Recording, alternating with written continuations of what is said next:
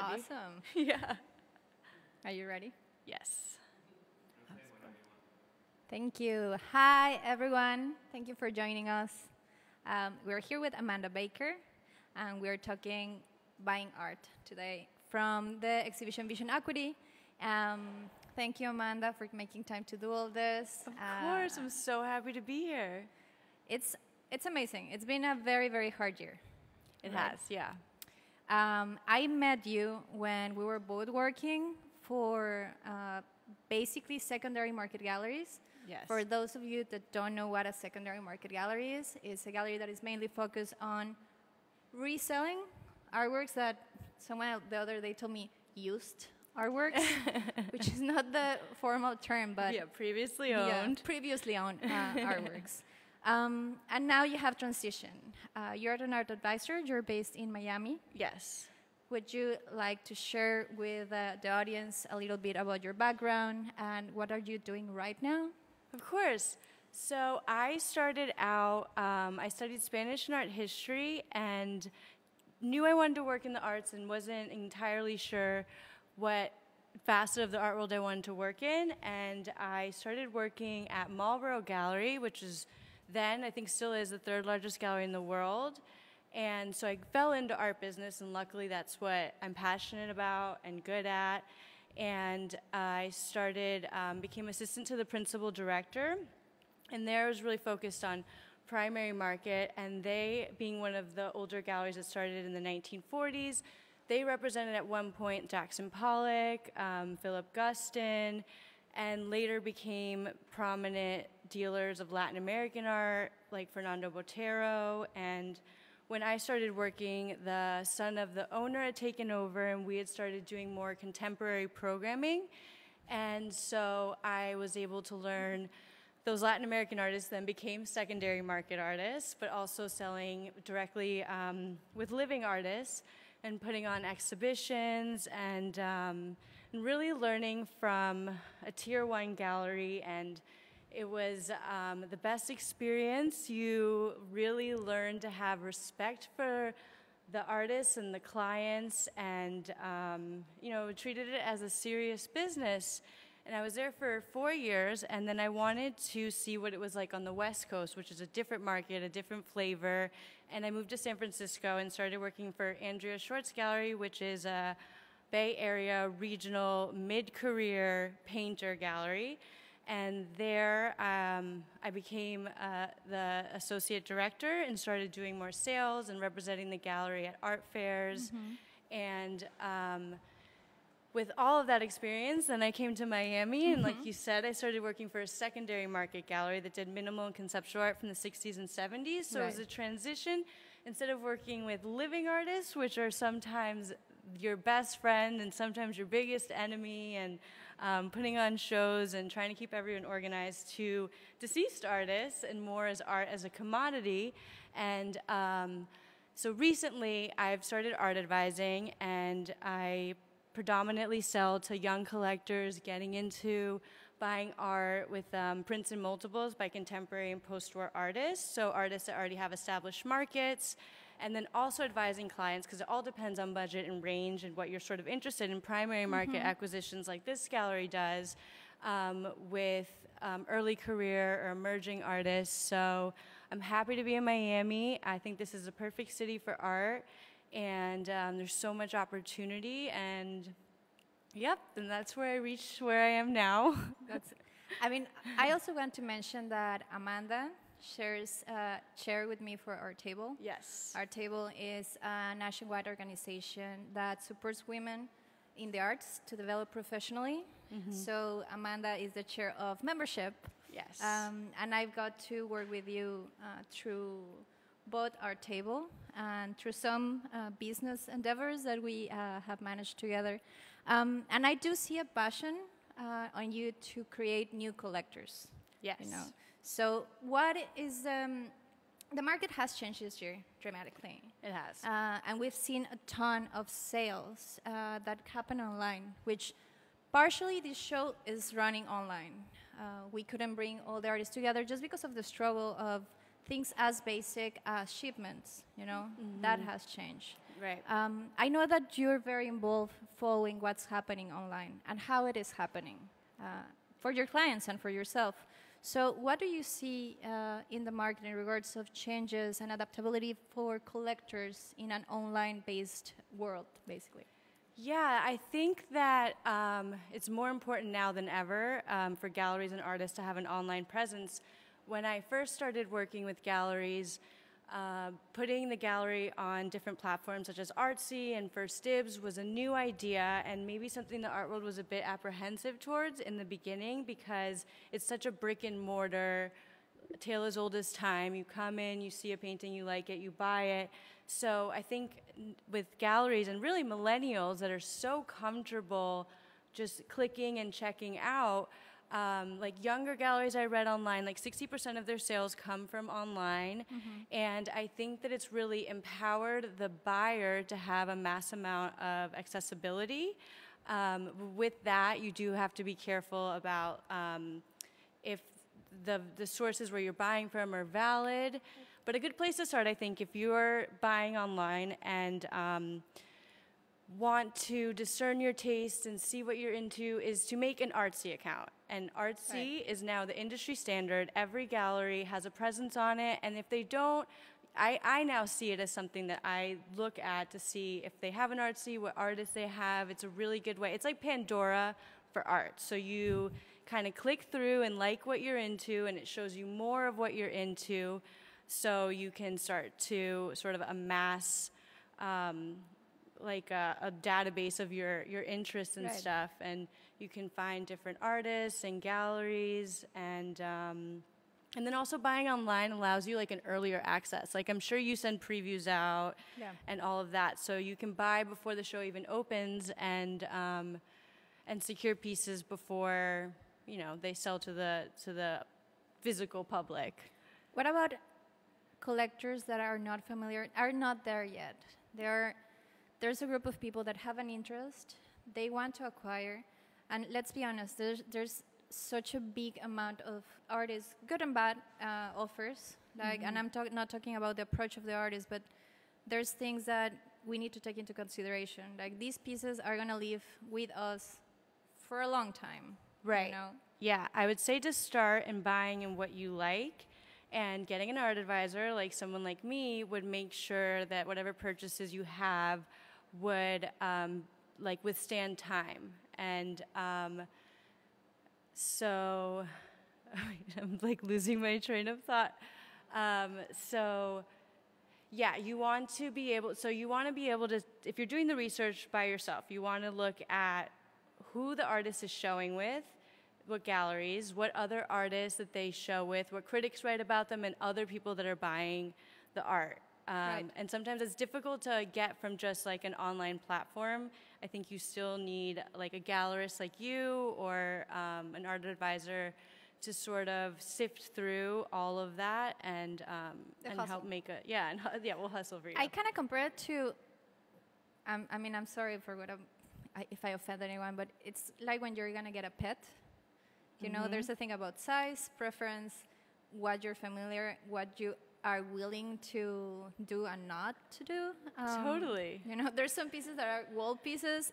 There's other pieces that are, I don't know, for the sake of the exercise, made out of chocolate. Yeah, like how adventurous you are, how active you are. Yeah, totally. And I think that should be taken into consideration. Like you focus a lot in paper, and there's a vast number of artists working in paper, whereas just in front of Edward Hollands, that in this exhibition we have a painting by Edward, but we also have a number of works that are paper-based, that are collage, that include paper, that have a life cycle too.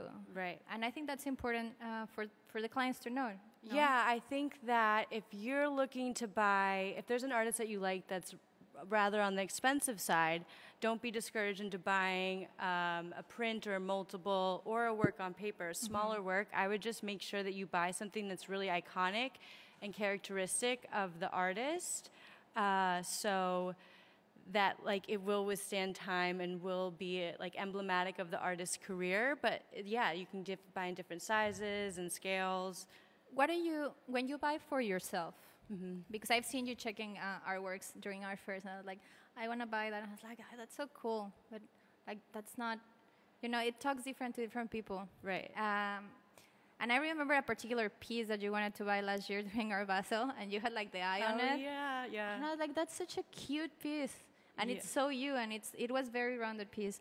What do you try to find when you buy for yourself? Because I think that's a great exercise. We were talking earlier about how galleries buy for themselves. Right. So what are the points that you check when you choose something for you? Well, I definitely go off aesthetics, and like you said, I do like I like paintings, and I like things that are like done in like a naive style that are kind of like cute and endearing normally, and but I also wouldn't buy something that I didn't know had a good representation, a good gallery behind them that was going to propel their career, put them in group shows, make sure they get written up, and have curators look at their work, just because like it is nice when you buy something and then the next year it's worth more money and the next year it's worth more money. So I do buy off aesthetics and then do sort of my financial research. Right. Have you ever bought something without seeing it first? Yes, this year has been the rise of all my favorite artists making like affordable print runs for charities or different things, or also because, even if it's a super successful artist, everyone this year has had to refigure out how to sustain their studios and their practice. So yeah, I bought a lot of like lithographs and a couple paintings by artists that I already knew, and yeah, so I have bought art. I'm like, this is so juicy. Do you buy? I have a thing like sometimes you buy things that you cannot immediately put up on the wall. Like you just have it. And Yes. It's like a precious thing to have that artwork. That happens to you. That happens to your clients. For example? Yes. I do have clients that, for instance, will buy something that they know they want and the value, but don't have room for it. Like, even if you don't have room for it in the house, like a lot of collectors will still buy it and put it in storage, and then every year will go in and switch their art collection around and put things back. And then for me, I mean, my budget is drawings, watercolors, prints, and multiples. So I have like a stack this big of flat files of things that need to be framed. Which I just got an apartment, so I will have to frame them and I get to put them up. But yeah, I mean, buying is just like, it's a good feeling. You kind of get high off of it, and I don't take consideration if I have space or room. I just like, if it's the right time, right moment, and I can, I just buy it. It reminds me to that the documentary about the Vogels. There's like this the couple in New York, and later there was a 50 by 50 project. So this, for the people in the audience, this older couple that used to go around New York and buy pieces under 500. There's even this big story about Cristo making like a deal for them. It's like, okay, I'll sell it to you for less because you really want it. And I remember looking at their house in the documentary, and it was like pile of things, like stacks of things like Oswald Kelly, Christos thing. And later they donated that to one institution in each state, which takes me to the next question. Yes. We were talking about art as an investment. And as an investment, you get in some way, and then you get out some way. And it's an investment in culture. It's a financial investment too, which we want to put those two things into the collection of a client. You know, I know that you try. Like, I know a good advisor takes these things into consideration. Right. So now that you're working more in the investment side, you know, long career, long term, I would like to for you to share with the audience about your long-term relationship with your clients. Right. You know? It's not about just buying. It's about... Well, it's like you said, you want to consider how you go in to the piece and how you buy it. So when you're buying it, the price you're buying it, and sort of the long-term trajectory. You want to ideally buy when the work is more on the affordable end, and then years to come, it'll appreciate. And then the same goes for when you're going to resell it, like timing which works when to resell. You know, if, for instance, like Christo, who recently passed away, he was wrapping the Arc de Triomphe in Paris, and then the auction results right before that was announced, his works were skyrocketing because he was at the top of everyone's mind. So that happened to be, you know, if you knew that he was planning that show and you put your works at auction in that month, they did really well. So it's all about knowing, you know, each artist that are in your client's collection, and if they're considering to to sell, like when would be the time to do it. It's not like just randomly one day you're like, I'm selling all my art. It all has to be timed on how you buy it and when you sell it. I mean, that's important because I feel that a lot of people that are starting to buy art, they want someone to advise them, but it's about taking their hand, like literally through certain process. Everything that is shipping, art handling, manipulating the works is a big thing. Do you get involved in that part of the process with your clients? Yes, it's door to door, nail to nail, I guess. Right. And there is cost associated with buying art. If you buy a work on paper, you have to frame it, especially in Miami with like a museum UV protectant. You don't want to hang it in the sun. And you know, if you buy a large painting, you also have to take into consideration like your elevator size and all of that. And like I will work all of that out, or even how you store it. Like thinking of the Vogels just having art everywhere. Like you have to be careful how to place artworks, like face to face. So yes, that's part of having an art advisor, is sort of alleviating the logistics. And then there's always, you have to be prepared to pay the taxes and the shipping and the installation. Yeah. You know, every time art moves, there's a lot of costs associated with that. And it's also, like, for instance, like in auction houses, when you see the hammer price and it seems reasonable, you have to take into account the 20% that will be on top of that with the buyer's premium and the taxes and the shipping and the installation. So a lot of times going directly to artists or galleries will handle all of that for you, and it'll be less expensive than essentially buying from auctions or Which is a different scenario, right? Because when you buy it from an auction house, there's all these materials that kind of justify the expense that you're making. But when you're working with younger artists, I think that's a very important topic to discuss with collectors and share information, because these artists that are now in auction, they started somewhere, like studio work. Here in Miami, we had great institutions that support young artists. Like there's Bake House, there's Oolite. So when you don't have those materials, let's say artists that are in not mid-career, but earlier, maybe between emerging and mid-career, what are the things that can be provided to a collector in order to have a sense of stability on that choice? Right. You know? Like I mentioned earlier, I would, look at the artist's website, look at their previous bodies of work, see that things are developing and progressing. They're not like a one-trick pony. They're always like delving into something new, but sort of maintaining something characteristic, and looking if they're participating in a larger conversation. Like paintings now are going in one direction, I would say two directions sort of, but we can get into that. But, you know, if they're in the vein of other artists, and not to say that derivative that they're taking from the past, but essentially like looking at the present and making something new for the future. And then also, you know, this is a group show that we have here with artists from all over. So seeing in what conversations are being placed in, and, you know, juxtaposing the works and different ideas, and really seeing just their avoir, and I think also the commitment, because a lot of young artists sometimes, you know, right away you'll know that they're onto something, and then just keeping an eye on them. And, you know, if you do get that bug that you think that they're onto it, then just get it, you know, because you're investing in something early. Like the person that bought the Andy Warhol for $800 and then later sold it for $8 million, like.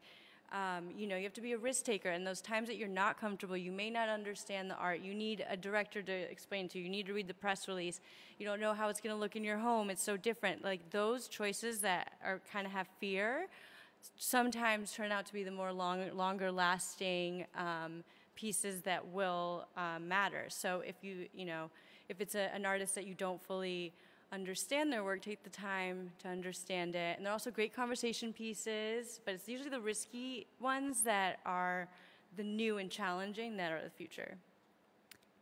With that said, let's talk about money. Okay. And budgets. Yes. I want to start. There's a very important thing about working with professionals in the art business. Like, we have information, you have a career, you've been places, you talk with people, you know the sources. How do you charge your clients? Like, how someone can work with you? Right.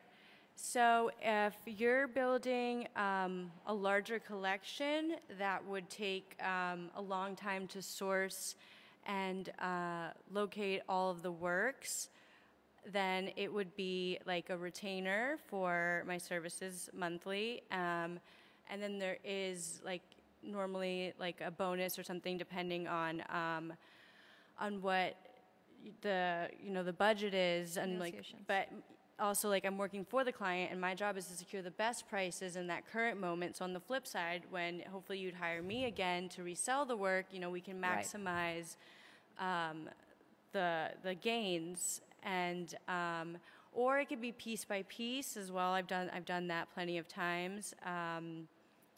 So yeah, those would be the two models. Have you ever got a collector that it's not satisfied with a purchase, or like how do you handle the complaint side of this? I don't like it anymore. I got bored. The retainer comes in because I've taken clients out for years, and I do understand that there's a lot of education that comes with art advising. Like, that is part of it, and like the social aspect of the art world, and going to the events, and taking them to different galleries, and if they like that gallery, continuously taking them because they'll most likely like the other shows that they do, and figuring out their taste, and if it's a couple, what's his taste, what's her taste, and then getting everyone to agree. And I've never had anyone dissatisfied with a purchase, but I've had people that ultimately don't purchase. So right, yeah, it's like the time investment on something that maybe doesn't materialize right away. But I think that happens to everyone. Yeah. Here. Well, now what about the budget of the clients? Right. Especially working with younger collectors, like. Many people are starting to buy art because they see the cultural value of it, rather than coming from collector families, third generation Guggenheims. Right. So what about those people? Like, how do you approach it? Well, I would say that you can buy art at any budget, from like under 500 to under 500,000. But if your space will feel better if you buy an original work of art versus buying like some stock image from IKEA or some like ready-made art. And you can find local artists that will make, you can commission a piece or get original works within your budget, and I could help guide within that budget in sort of looking towards the future, but buying what you like at whatever prices. Right. We were talking earlier about this is in an ideal scenario, like setting an amount, like a saving account just for this. And we talk about art money too. Mm-hmm. There's different resources that are offered for collectors to actually purchase in payments, which, by the way, we offer in some sort of way at the gallery. Mm-hmm. But what about these resources? Because people are not familiar with them. Yes, art money is amazing. It's just you sign up and they basically do a credit check and you get a certain amount of credit. So say you make X amount of money, so they're like, you know what, you get $10,000 that you can spend, and they'll pay the gallery directly, so you can take the artwork home and you pay in installments. And when I lived in the Bay Area, San Francisco area, that's where the art money came from, and people were much more comfortable buying art that way. So it really opens your budget, mm-hmm. and it's just like if you buy anything else that you would want to pay in installments. It's like PayPal. Basically. Yes, and the interest is nominal. It's better to do that than put it on your credit card.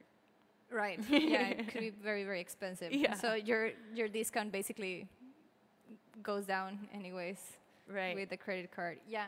But also, like you said, with galleries, especially now, like there's much more flexibility in payments. Like everyone wants, and supporting living artists is very rewarding. Like it's just a good feeling to support your community and have an original artwork. So even an artist or a gallery will work something out.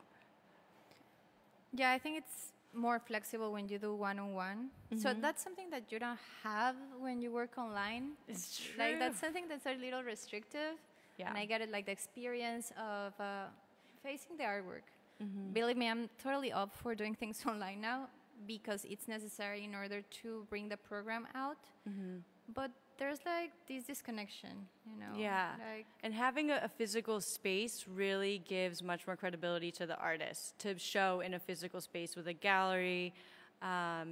So I just think it's important to, when you're buying online, I guess online galleries are more and more, yeah. but I do think showing it in a physical space and seeing it in situ and installed and all of that. What about artists? Because now with the online world, the same artist shows in several galleries at the same time. So is that confusing for the clients? I may be confusing. It's great for the artist that you're buying. The more cities that they're showing in, Right. the more visibility. You want someone that's more than just a regional star. So I think that, as long as the artist can prolifically make art for all his dealers that are top quality, then you just shop around to any of them and pick the ones you like.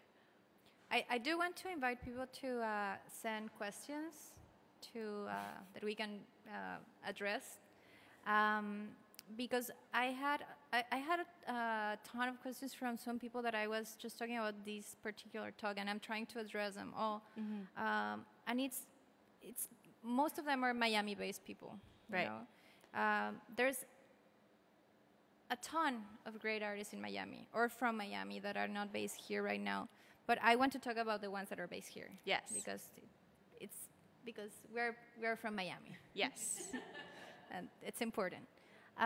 We included Leo Castañeda, Monica Bravo, that she just recently moved here, and we had a talk with her last week, and Johnny Robles. Yes. We have Stefan Ejar, that he's between cities, but this is one of the cities that he makes base often.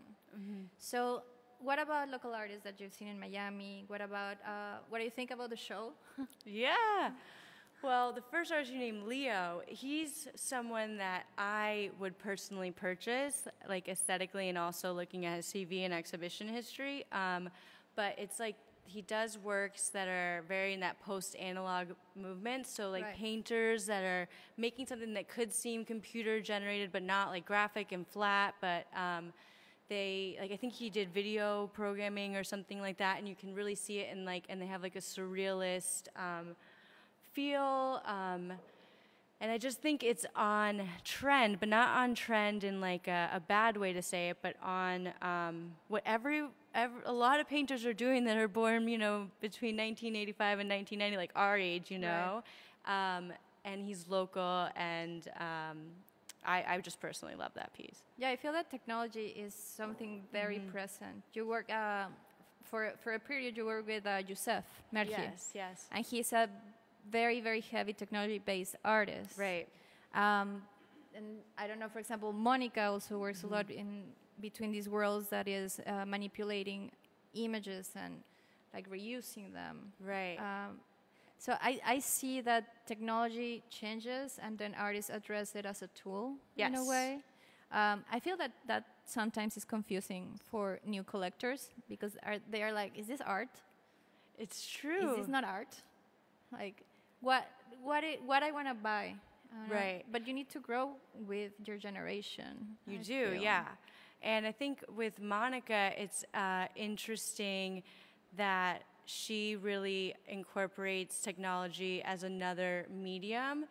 Oh, my goodness, so sorry. That's a question from the as another medium, and does it in a large-scale public format, like with her large commissions, and sometimes that's hard to do without the art seeming like tech. Like but it's art that uses tech, but it's not tech. And she's a great artist because she's done commissions like internationally, in London and in New York and in Bogota. So she has that visibility, and public art is always something that's been passionate to me. I think everyone should be able to see art. It creates a better space, a better energy, and so yeah. I feel like that was one of the reasons for those of you that have not seen her special project for this show. Mm-hmm. We did this light box that people can see from the street. It's like pedestrian access, and it was out of a need to show art to the public. People that started to move around the city after the lockdown. We wanted to provide something. That's true, right? Now in these pandemic times more than ever, you got to get art outside. Yeah, and it's... on the side of the artists and the galleries, I think it's very fulfilling. But I also like when you find something that is more domestic. Mm-hmm. When the pieces are in a domestic size. Because we are so used to dividing the art between like these grandiose pieces at museums or public art, and then where can you feed that, or how can you make that be part of your own narrative as a collector? Right, like doing like a site-specific installation in your home, for example, is very cool, and it's a way to own an artist that does blockbuster, big budget type pieces in a more intimate space. And I think a lot of collectors sometimes get nervous about doing that because if they move or they change, but they're all done in a sort of like modular, easily repeated, like you own this like site-specific piece no matter where you go. And like Solowit, for instance, who's an artist, has done wall drawings, and then there's also like a finite amount, so it is more valuable. Yeah, which the process is super interesting because I was I was in a collector's house, and they had this beautiful Solowit, and this was like earlier in my career, and I asked, how do you move this? Because you don't take the wall. There's some people that actually take the wall. I saw a Banksy wall somewhere.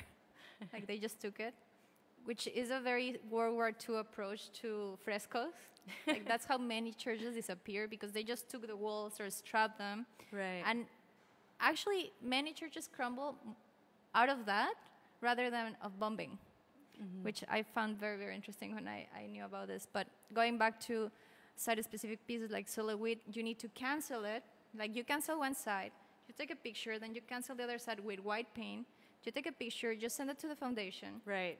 And then here comes the deal.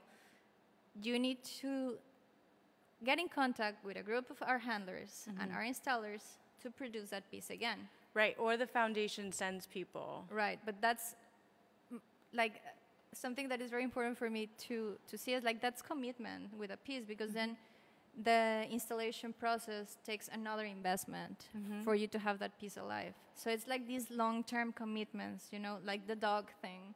Right. Like a German Shepherd's eventually going to have an ache in the back, and you're going to need to deal with it. Yeah. So I see that in these pieces, like Naomi Rice, that she's also included in the exhibition. She did this beautiful wallpaper for a house here in Miami. How much commitment do you need from the collector? I love the collectors that just tell you, like, yes, there's a wall, yes, do it, put it there. But there are some collectors that are like, I don't want, this is a limit. Like, it's very invasive for them. I think it takes a learned collector to feel comfortable taking on art that's like kind of like next level purchase. Like you've already like run through the paintings, works on paper, you have some sculptures, and then you're ready for a site-specific installation. Baby steps. Baby steps. But I do think that having something of that nature, and it's also so Miami, like the city's so interactive, and the way the developers make the lobbies and all of that, I think it's very much a part of how the city is vibrant and colorful. So talking about art in public places and public art programs, what are your favorite pieces from that program here in Miami? Like from the top of your head, talking about lobbies. I really like. I'm gonna be impartial here because we have one artist that that is in the show in the virtual portion that has a huge mural here in Miami, and it's the biggest mural from South Florida for one of Jorge Perez's developments, which is very close to my apartment. And I love it. And I love it because, first of all, I own a ton of his work. And it's nice to see, you know, the big piece. That it makes you feel part of, not because the piece is big or small. It's not about the size. Right. It's about, like, feeling that you supported the artist to get there somehow, even if it was a small way to support. But also the narrative. You know, it's so big. So... Any particular piece that you like? I like, for public art that I've seen, is Magnus Pseudonym. I feel like his work is very Miami. He does tropical landscapes and done so when they're done large, like very abstract, and could be seen as a representational painting and or also like an abstract painting.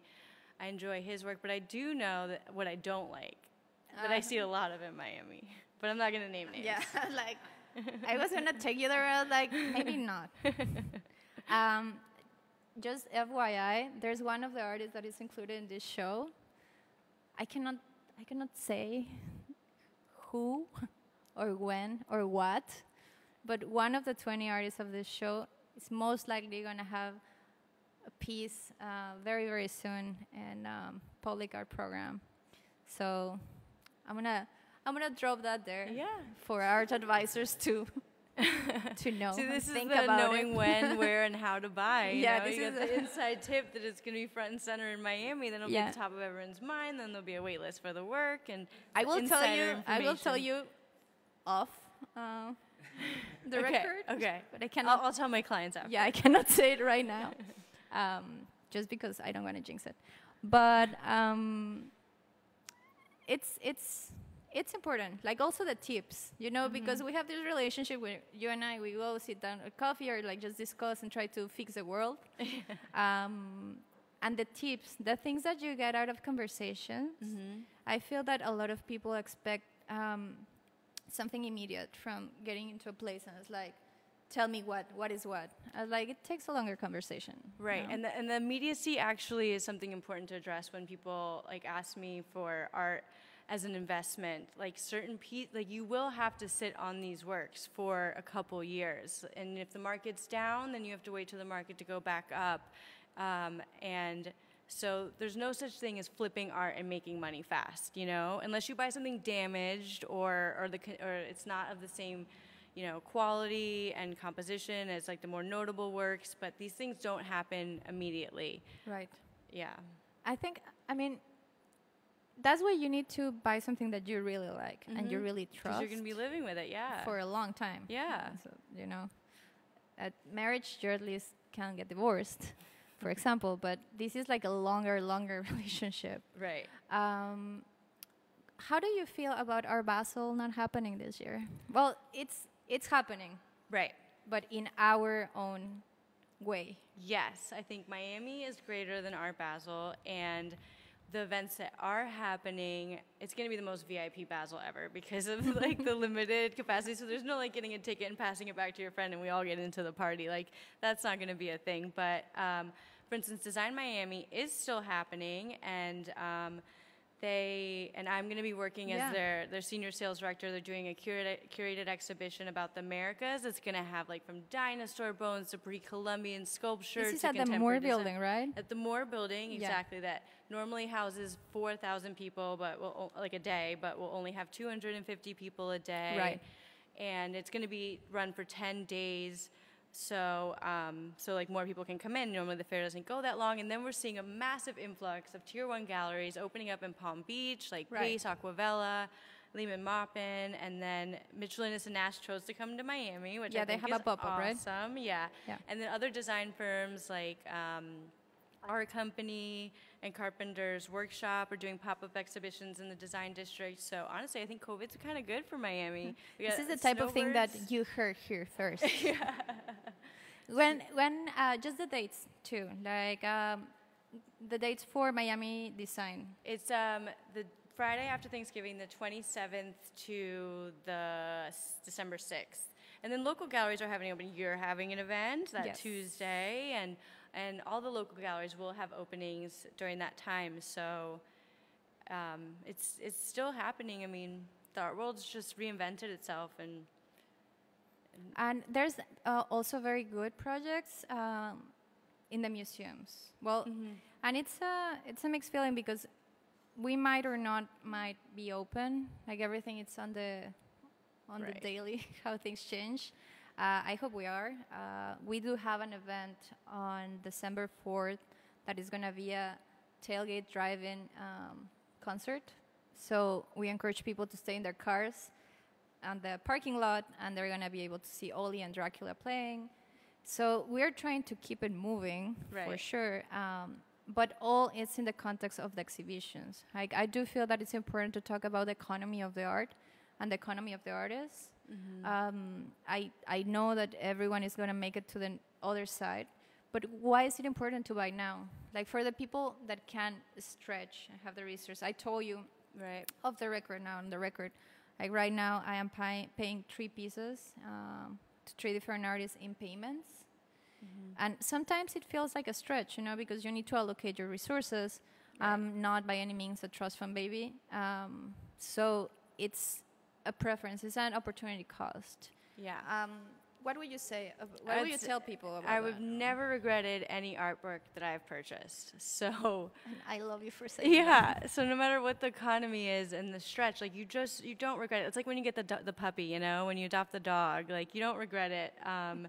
And I do think supporting the local communities now is, like I mentioned, it's rewarding. And if you have the means, like now is the time to really help. And all the galleries and all the artists will remember who supported their career, and it'll just pay forward.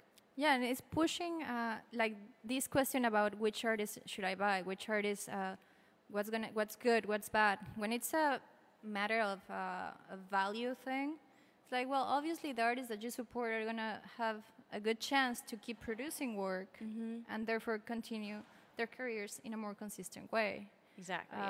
Which I think it's super important to transfer as information. You know? What about your choices? I want to talk about our show because I really love what we did. Yes. Ana Clara, that is here, she helped a ton with the curatorial purpose of this exhibition. I also want to thank my sister that is here because she's like always a big patron. Yay. Rafa. What would we do without you and the microphones? I don't know. But the selection, there's so many things that I would buy from here. I ended up buying already one of the pieces, and I think I'm gonna buy another one. And I have a preference. There's like the size thing. Right. Like, there's one painting that I love, Leo's work I love, but I don't think I can even put that in my elevator. Like, there's so many challenges. And if I try to fly it, it's gonna go like a kite. There's no, like, you need to be realistic when you choose, you know. So I wanted to know if you could buy anything from this show. Yes. Not to diminish anything. Remember, guys, we have all budgets. Like, there's not such a thing as an unlimited amount of money. So, like, and you don't need to say a name, but a preference about like paper or maybe a style that you would like to have that you haven't had before. I like, I would purchase the Johnny Robles. I'm a fan. Yes, I'm very much into color theory and the gradient and the op art feel and shaped canvases. Yeah. And I just feel like it would brighten up a room and a space, really activate like the space. And then, and I also love these works. I'm very much into Zodiac. These are all of different Zodiacs and detailed pieces. And I love a salon style. I think it really like lends itself to creating a space. And then Monica, I would love to own a tangible work of hers, considering I know her public artwork. Yes. It would be special to have a site-specific piece at home. I like your selection. Thank you. It's like I have mixed I'm accepting feelings. discounts if available. What? I was like, what? Fine. Yes. for you everything. I think there's a piece for everyone. It's funny because just talking with my sister, one of the pieces that we have here from Monica has a stick. Mm-hmm. It hangs, and she was talking like how that stick would like fly away with one of the dogs immediately. Yeah. So it's, you know, it's true. Like they would snag it and just totally chum on it. Yeah. But I feel that there's like a piece for everyone. I really like the projections from outside. Like I like the idea of transferring an installation into a domestic space. Right. Which is rare because it takes a ton of commitment again. Yeah, some of those artists can't work in those two different scales. And I think it's really cool that you did it here where there's a massive traffic jam all the time at this hour. So it forces people to see art and be curious and ask questions. I like the idea of people just waiting in traffic and having the opportunity to see art. Yeah. That for me is... It's one of the things that I love the most of this space. That, by the way, we have had the opportunity to take this space right now, thanks to the Vagabond Group, which I also want to show how thankful I am, because it allows us to keep the conversation, and hopefully we're gonna stay here for another show at least. We'll see. I'm gonna address one question that I have here. I don't know if we have questions. There's one. Yes. What's the question? Make sure to repeat it after I say it, okay? Okay. Because they won't hear it. It says, is there such a thing as art flipping, like house flipping? Say it again. So the question is there such a thing as art flipping, like house flipping? Well, you can get a fixer-upper. You can get a damaged Calder and have Art Care and Hobby fix it up for you. Art Care Conservation. You will have to note that on the condition report, and it will affect the price when you go to resell it. But no, there's no real flipping art. I mean, in a quick flip, at least I think. I was, before the world ended this year, we travel actually with Art Care to Freeze LA, and with Karen and just all the group. And I remember we were in the first day of Freeze, which, by the way, the special projects were curated by Pilar Tompkins. She's an amazing curator. She's going to run the Lucas Museum now, because George Lucas is opening a museum in LA. And we were there, like, looking at the art, and it was 10 a.m., and the tickets are, like, all of the tickets are VIP tickets. And it's, like, 10 a.m. ticket, and those are orange. And then the pink ones are for 2, and, you know, everyone has a color code situation. So we got there early, and it's like Leonardo DiCaprio there. And it was like,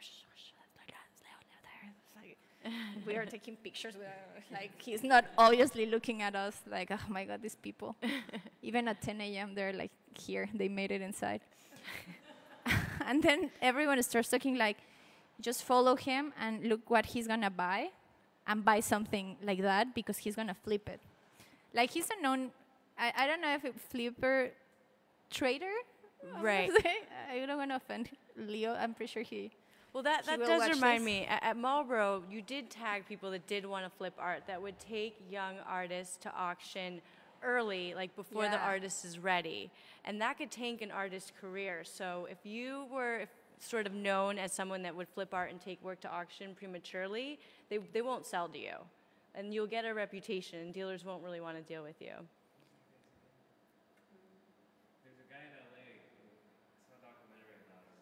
That he does that? He does that. He pumps that up. Yeah. That's right. The thing. Which one? Say it again? Stefan. I know him.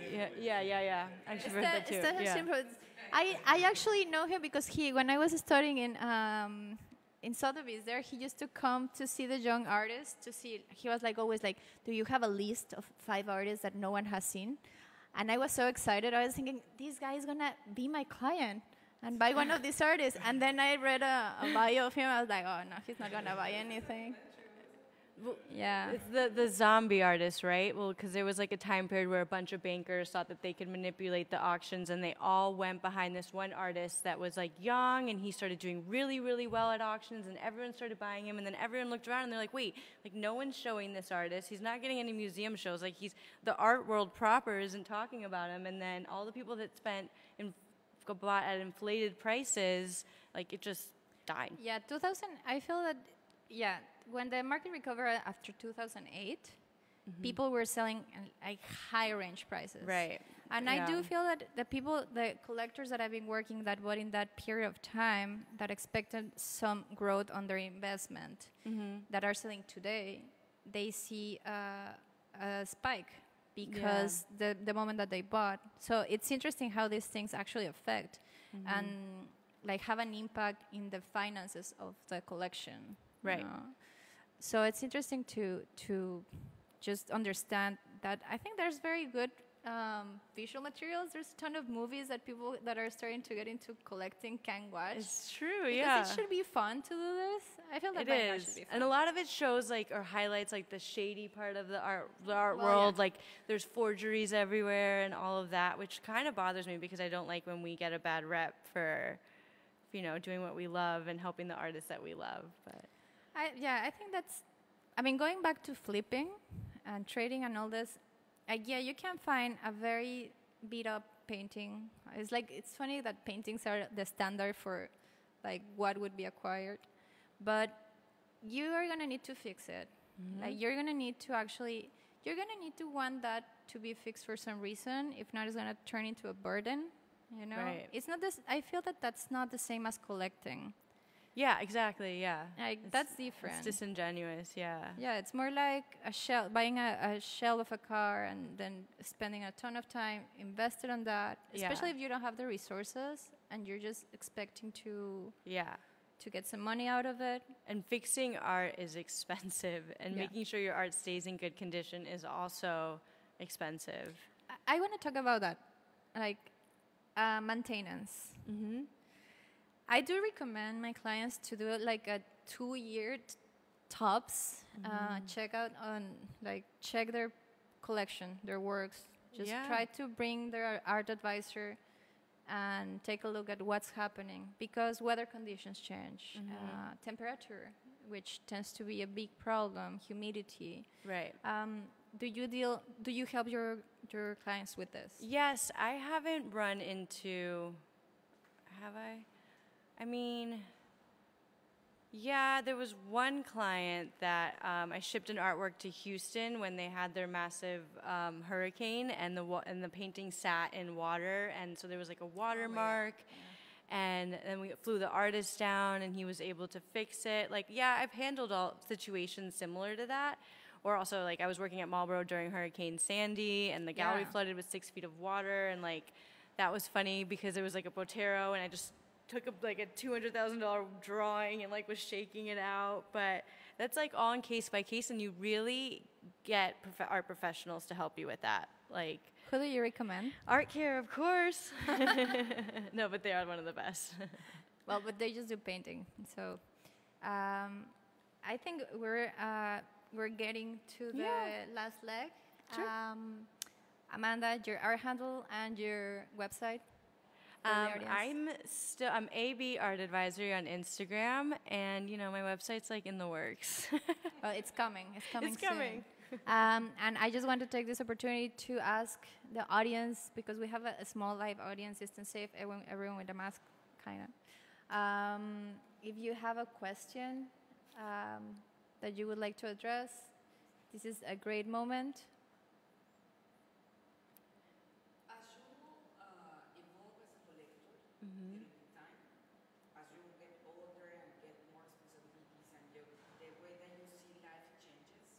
Also changes what you like to have around you. Right.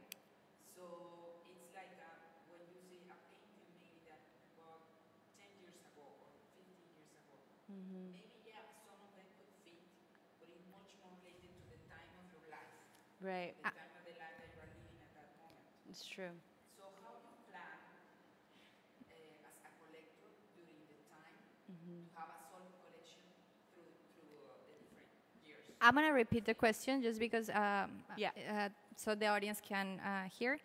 The question is, as you grow, you go through different stages in your life, your taste and your preference taste. So how do you take care of that change that changes that you go through as a person, and your situation also changes? So the philosophical foundation of the collection does sort of change. So you see, I would see what still works for you, what doesn't work for you, and what in with what still works, why it does, what's speaking to you, and then finding more in that vein. And then that would be the time that we would sit down and talk about de-ascensioning and selling art. And, you know, I think advising on time on when to resell would be, you know, you'd have to figure out the perfect time, but, you know, then you resell what doesn't work and then reinvest that money in what is working and sort of create the new foundation for the collection as a whole. And I do think collections should have like a foundation on, in some capacity. It could be from medium to composition to subject matter to all of that, and then or combining different all that, or like it's just a central like component that makes the collection whole and defines you, essentially. How regional is this? So like with smaller artists, if you buy them and imagine you do one like at some point you want to get rid of it because this is not your thing anymore, it doesn't fit in your house anymore, and if you bought it in another city or something like that, I imagine it's hard to flip it and sell it again if you don't go back to that market because maybe that artist didn't go global. So the question that Rafa has is, when you acquire a work and later in time that turn to be an artist that stay local, and you want to liquidate or deacquire that piece, what are the possibilities or how would it work? I would imagine that it's a little more restricted with than a name, like a billboard name. Like in the Bay Area, which is a sort of insular city, they don't really look to the rest of the world to tell them to dictate what their art is and all of that. There are bubbles, as well as in other areas, there are bubbles of in different markets within it. So I think that if it's a regionally important artist, then they have to be resold in that region. And usually enough people in that region have bought that artist enough that they want to maintain the value. So it will resell in that area to the existing collectors that want to make sure that they keep the value of what they purchased. Yeah, I feel that both galleries and artists would be open to receive the work. Yes. So it's always like that's something that I often do with artists that are still alive, that are past mid-career. I try to go to the studio first.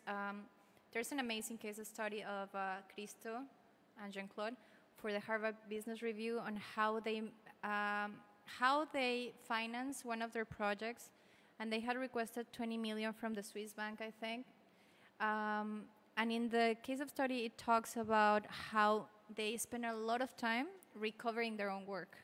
Right. Like, they used to go to auction to buy it back because they had like these neurosis of putting it together, because the projects that they did were all together, and usually when they sold, it was to finance the next huge thing that they were doing.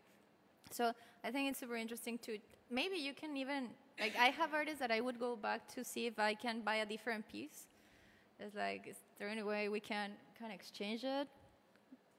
So with what Rafa was asking, I've seen that, and going back to the region specifically in places like Chicago that has an older, more established, more developed history within art collecting. But here in Miami, I don't feel, or maybe I'm wrong, that that's the case maybe yet. Do you see that changing right now? It's not now, it's been developing for more than 20, 30 years. But having lived in a city like Chicago that has an older history, I do see that regional, Right.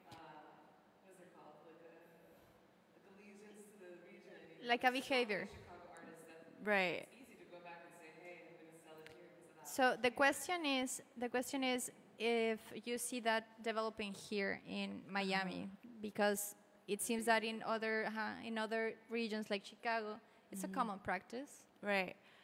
I do think that Miami does like to import their talent a lot of the times, and sometimes the talent will go to other cities. So I do see it developing, but I think that's also the opportunity in Miami to sort of create that school, create that narrative, and define itself for a movement or something. Yeah. There's for sure a diaspora. I think we should do a project that is like exchanging pieces between artists. That would be awesome. Or between collectors. That would be fun.